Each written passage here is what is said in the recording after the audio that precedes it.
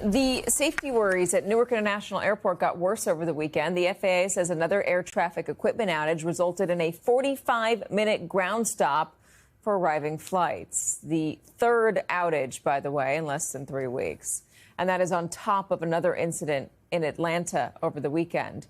NBC News senior correspondent Tom Costello has more on what the Transportation Secretary is warning travelers.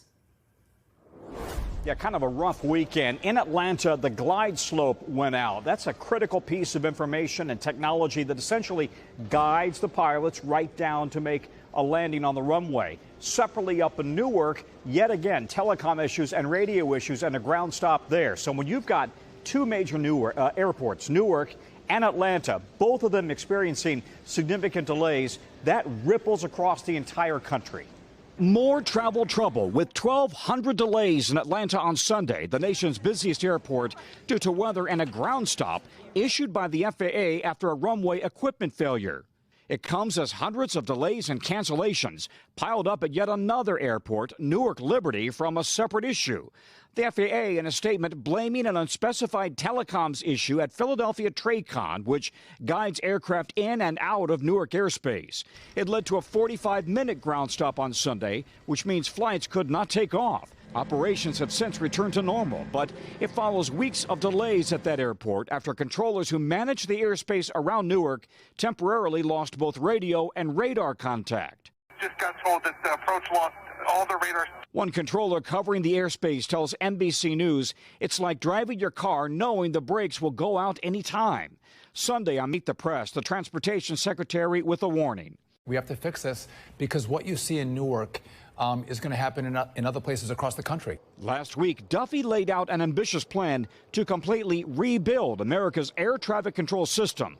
New towers, radios, radars, and radar centers amid a push to hire more controllers.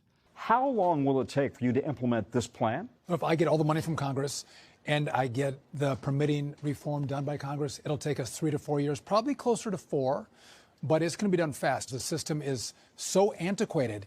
We don't have 10 years. Newark is a major hub for United Airlines. United CEO says the issues are forcing it and other airlines to make big changes. We've proactively reduced flights out of the schedule. The FAA is working with other airlines to do the same. All of it leaving passengers heading into the summer on edge. I was so nervous to fly into Newark. Well, slightly irresponsible for flying out of here. Joining us now, former FAA and NTSB investigator and NBC News aviation analyst, Jeff Guzzetti. So, Jeff, if I was worried about flying into Newark or flying out of Newark, what would you tell me? I would tell you, Katie, that it's safe to fly out of Newark. I don't have a concern about safety as much as I do being massively inconvenienced. So you're kind of rolling the dice on connecting through or flying from Newark because there will likely be delays or cancellations if these air traffic control outages keep occurring. It's confusing to me because when you have an outage where they lose contact with radar and communications, screens go black, they can't even talk to the planes, and say it's the middle of the day when there are a lot of flights coming in, how can that still be safe to fly into Newark? Well, I will admit, Katie, that it does it increases the risk of a potential collision or some other event. But there are backup systems. Each facility has an emergency backup system or emergency procedures. They can relay radio orders from other facilities to the airplanes. The pilots themselves are trained to handle these types of what they call NORDO, no radio procedures. So there's backups. It isn't like things just start falling out of the sky, but it does increase the risk of a collision. It is an extremely clogged airspace. Newark, New York, LaGuardia, New York JFK, all within the same few miles of each other, meaning the airspace is just filled to the brim with airlines. What can be done in the immediate moment to make it safer in case there is an emergency? Well, some of the things can be done by the airlines. For example, United Airlines is cut back, I think, 35 flights per day coming in and out of Newark, which is a major hub for them. And you can bet the FAA is talking to their controllers and enhancing the backup procedures. But in the short term, there's really not a whole lot they can do. They can try to fast track controllers to come in there. One of the main things they need to do is to rip out the old telecommunications infrastructure, you know, the analog cables, and replace them with a more reliable voice over IP or fiber optics. But even that's going to take a few weeks or months. So there's some short-term fixes, but the long-term fix is years away. The last time I used a floppy disk was maybe 1995. The system is still, I mean, there are people that I work with now who don't even know what a floppy disk is, weren't alive when a floppy disk was used.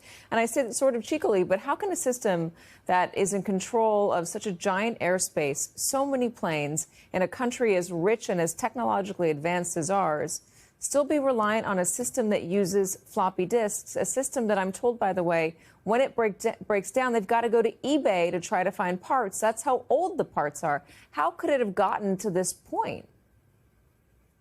Yeah, Katie, you're speaking about the OASIS system, which is primarily used in Alaska, and it does have floppy disks. The floppy disk analogy doesn't apply to most facilities, so I want to throw that out there. Well, that's good to hear. Thank you for that clarification. Makes me feel a little better. Regardless, there is, I mean, we're using 80s technology.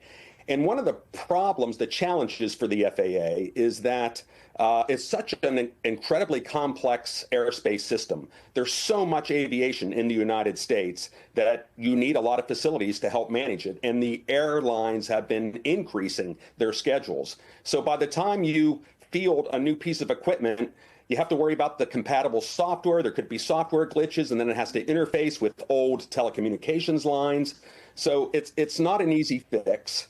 But I got to tell you, I think Secretary Duffy is at least giving good lip service to the urgency of this, and hopefully he'll get the money that he's asking for, or that the House T&I is asking for. Yeah, I agree with you. He has been sounding like he's on top of it, but it is still so confusing to wonder how we got to this point. This system's from the 80s. I was born in the 80s. I've been upgraded since then. Jeff Guzzetti, thank you very much. Appreciate it.